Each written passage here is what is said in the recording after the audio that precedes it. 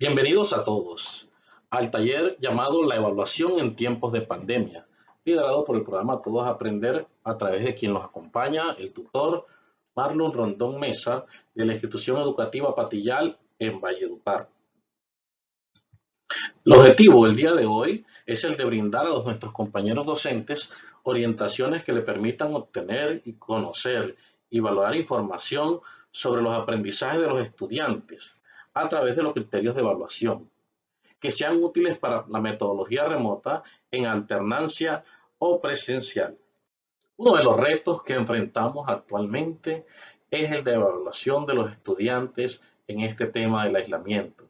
Algunos, como la institución que yo estoy acompañando, es en zona rural y no tenemos las condiciones para poder conectarnos por internet, por algunas aplicaciones que son importantes.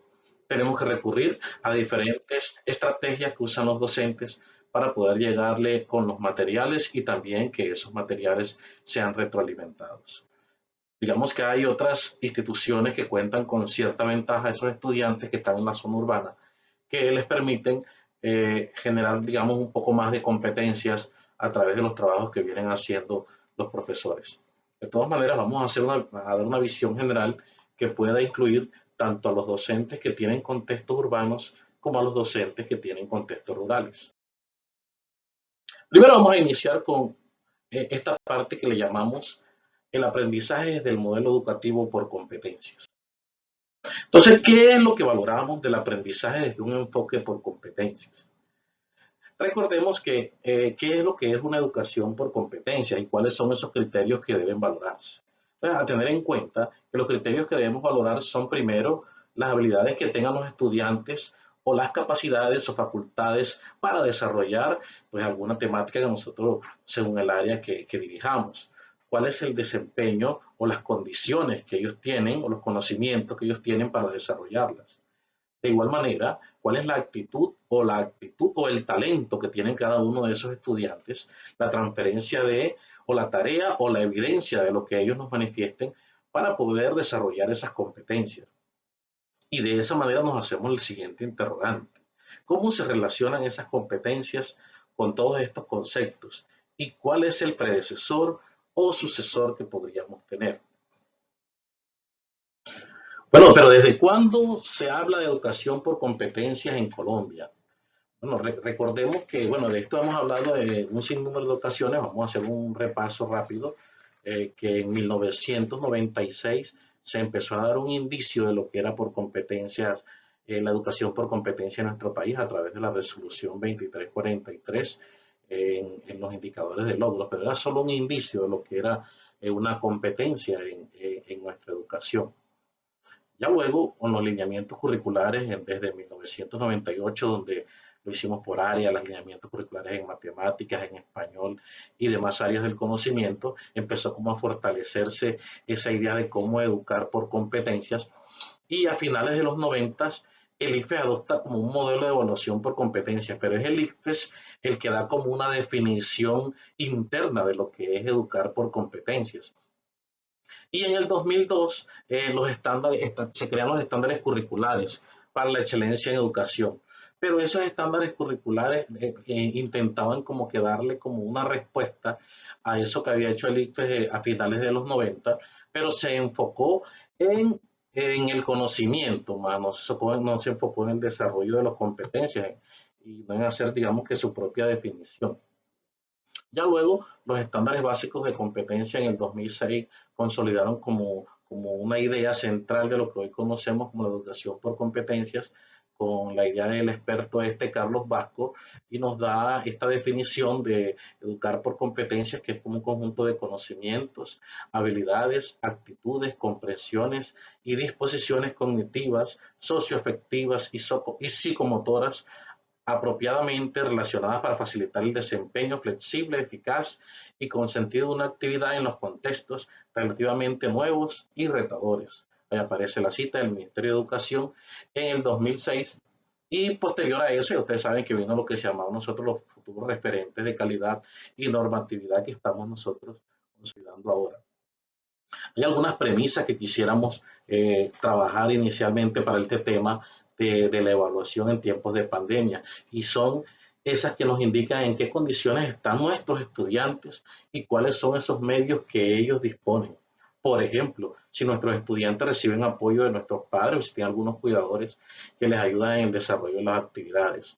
Si esos estudiantes cuentan con servicios públicos o no, si tienen desnutrición o no, o si de alguna manera están vinculados a algún tipo de trabajo.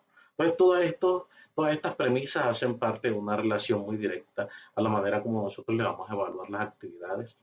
Depende de lo que entendemos nosotros por aprender de los niños y cuáles son esas estrategias que estamos desarrollando para ellos. Entonces, bueno, como nuestra idea es mirar cuáles son los aprendizajes, entonces para que se den los aprendizajes implica que haya un cambio, que ese aprendizaje perdure a lo largo del tiempo y que también los aprendizajes ocurren por medio de la experiencia. Entonces aquí tenemos un autor muy importante que nos cita que dice que el aprendizaje es un cambio perdurable en la conducta y en la capacidad de comportarse de cierta manera. Entonces, bueno, estamos muy de acuerdo con esa parte de que, digamos que para que se den los aprendizajes necesitamos organizarles un camino a los estudiantes, orientarlos, que esos aprendizajes se queden y que la experiencia sea una de las estrategias más importantes, que ellos sean los que desarrollen sus competencias. Vamos a revisar cuáles son esos criterios de evaluación que se podrían dar para valorar esas competencias de nuestros estudiantes. Entonces, bueno, ¿cuáles serían esos criterios? Entonces, ¿qué son? Bueno, los criterios de evaluación son las reglas que determinan y valoran el trabajo del estudiante. ¿A qué responde? Bueno, responde a una pregunta: ¿cómo voy a valorar los desempeños de mis estudiantes? ¿Y para qué me sirven esos criterios? Bueno, para que sean puntos de referencia y de claridad en la valoración de evidencias de los desempeños con equidad y transparencia. ¿Qué requiero? Bueno, establecer cuáles son las evidencias que voy a poder valorar. Pero bueno, es importante, estimados compañeros docentes, que podamos establecer cuáles son los criterios de evaluación que vamos a tener para poder valorar lo mejor posible a nuestros niños. Tener en cuenta qué son estos criterios, a qué responden cada uno de los criterios que vamos a mirar, para qué son y la verdad qué requiero para desarrollarlos. Bueno, aquí están unos elementos que nos envía el Ministerio de Educación para que compartamos, que deben contener los criterios de evaluación. Primero, el conocimiento. Segundo, el grado de desempeño. Y así sucesivamente lo que son las evidencias, las acciones pedagógicas e instrumentos y cuáles son los actores que van a estar involucrados en los criterios de evaluación. Vamos a ir mencionándolos uno por uno en esta grabación. Entonces, los elementos que deben contener los criterios de evaluación son los siguientes, son 5. El primero, hay que seleccionar muy bien los aprendizajes que pienso conseguir. El segundo, los conocimientos declarativos procedimentales, a eso le llamamos las actitudes o grados de desempeños.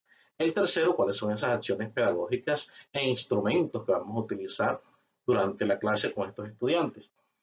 Y los tipos de evidencia y a la vez los actores que hacen parte de la evaluación formativa, estructurada como la autoevaluación, la heteroevaluación y la coevaluación.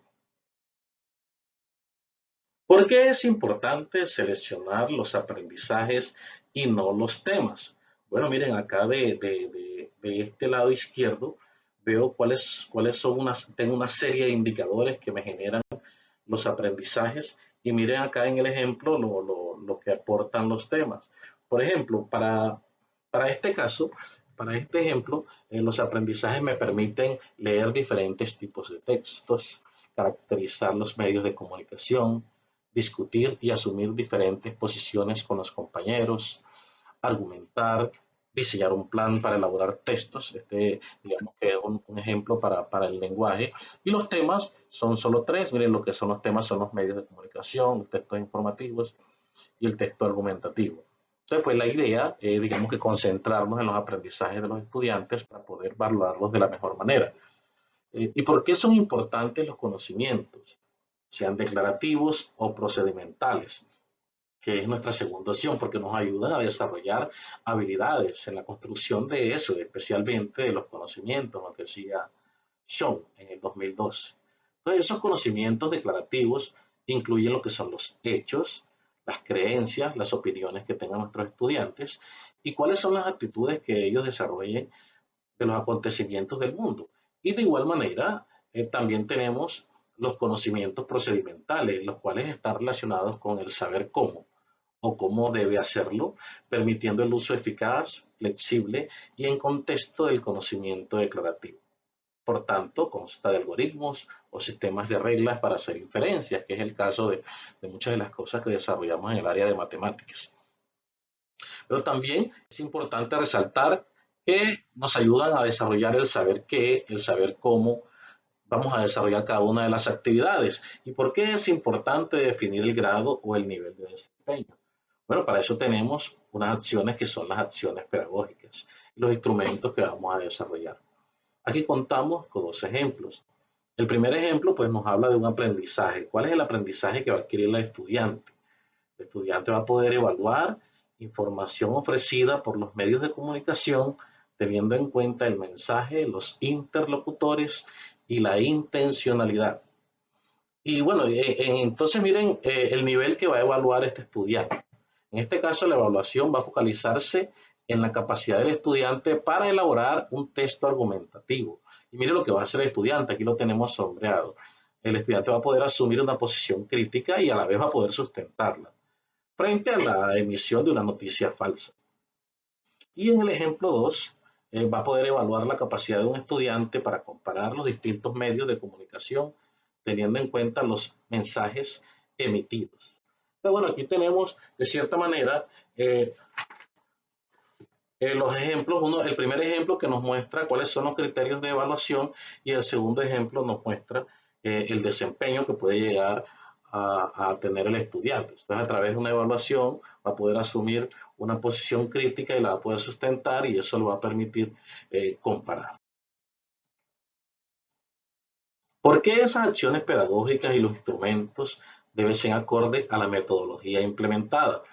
Bueno, entonces aquí tenemos una serie de acciones pedagógicas eh, que podríamos plantearnos según las actividades que venimos realizando en el aula, que aparecen una serie de ejemplos, por ejemplo, las exposiciones orales, hacer guías, informes de laboratorio, elaboraciones de audio, videos, entrevistas, investigaciones, pero cada una de estas acciones pedagógicas deben de ir directamente relacionada con un instrumento. Ese instrumento puede ser una rúbrica como la que aparece ahí. Total, la idea es que haya una relación muy directa entre las acciones que estoy haciendo y los instrumentos de valoración que estoy teniendo. Este es un ejemplo que para el área de lenguaje respecto a la actividad que mencionamos, pero digamos que en las diferentes disciplinas, en las diferentes áreas también tendremos nuestros instrumentos acordes. Y bueno, ¿y por qué es importante incluir el tipo de evidencia? Bueno, aquí tenemos tres indicadores que nos dicen, que nos dan la importancia de incluir la evidencia, y el primero es el de conocimiento. ¿A qué se refiere eso de conocimiento? Entonces, dice que debemos incluir el conocimiento de lo que tiene que hacerse, a la vez cómo debe hacerse y por qué debe hacerse, y lo que tendría que hacer si las condiciones cambian. También debemos incluir la actuación, que es el comportamiento en condiciones específicas, de modo que se puede inferir que el desempeño esperado se ha logrado de manera definitiva. Ahí debe hacerse evidente el dominio del conocimiento. En esta parte del producto vamos a permitir observar el aprendizaje y las consecuencias de un desempeño a través de informes, registros anecdóticos, títeres, maquetas, en mi caso de matemáticas, la resolución de algún problema de aplicación. Ahora, ¿por qué son importantes los actores? Bueno, digamos que son importantes, aquí lo mencionan ellos, porque nosotros vamos a trabajar con una evaluación formativa, en donde hay una estructura para la autoevaluación, la heteroevaluación y la coevaluación. Que ellos vean que cada una de esas actividades que están desarrollando son importantes y que le van a servir en su formación y en el desarrollo de sus competencias. Aquí aparece, bueno, varios ejemplos que tienen que ver con las acciones pedagógicas que podríamos realizar. Me voy a referir especialmente a este que aparece en la parte final, que es el diseño de una campaña publicitaria, que es ahí donde hemos estado como trabajando en la sesión de hoy. Entonces, ¿cuáles son los grados de desempeño y los descriptores? Entonces, ¿qué vamos a mirar? Vamos a valorar la capacidad de diseño y la puesta en marcha de una campaña frente a noticias falsas, teniendo en cuenta la situación comunicativa. ¿Y qué se tiene en cuenta? Bueno, el tipo de evidencia, ya mencionábamos ahorita que tenemos tres tipos de evidencia. Las evidencias de conocimiento, las evidencias de desempeño y las evidencias de producto. Por ejemplo, unos carteles podríamos tener en cuenta como evidencia de producto. En el caso de los estudiantes, ahora que lo tenemos en el aislamiento, nos podrían compartir algún afiche, alguna cartelera desde casa. ¿Y cuáles son las características que podríamos tener el instrumento? Entonces, tendremos hoja de cotejo y lo que ya habíamos llamado como evaluación formativa, en donde ellos y los demás compañeros, si se les es posible trabajar en equipo, participen. Es importante revisar cuáles son los criterios para una metodología de formación remota. Entonces, hay como una estructura para referirnos a la evaluación de estos criterios, pero lo más importante es que yo revise cuáles son las condiciones en que están mis estudiantes, cuáles son esos medios que ellos disponen. De eso dependerá la manera de que yo pueda evaluarlos y de que ellos puedan aprender. Es importante saber orientarlos para que ayuden a alcanzar esos aprendizajes y para que podamos diseñar esos criterios de evaluación con esta metodología que ha sido bastante complicada para nosotros, pero que hemos asumido el reto.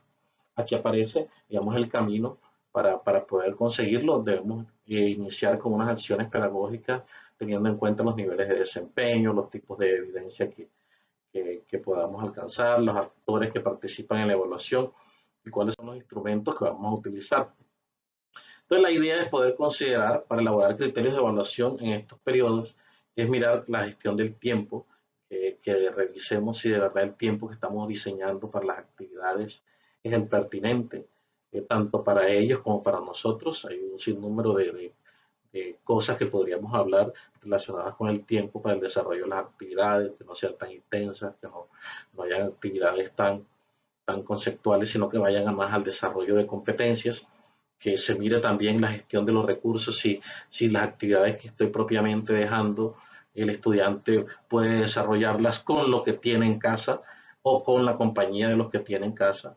Pues eso también hay que tenerlo muy en cuenta, cuáles son esos actores que están participando, si nosotros estamos muy vinculados a las asesorías, los padres de familia, los estudiantes, entonces hay que tener muy en cuenta todo esto, todo lo que se refiere a la evaluación formativa y aprender a gestionar el currículo. En estos momentos no podemos trabajar una clase como la estábamos trabajando de manera presencial. Entonces, digamos que el currículo cambia de manera parcial, pero los estudiantes están aprendiendo, están desarrollando sus competencias. Entonces, muchísimas gracias por estos pocos minutos para compartir con ustedes este espacio, este taller que tiene que ver con un insumo de la evaluación. Les deseo muchos éxitos a mis estimados colegas. Fuerte abrazo.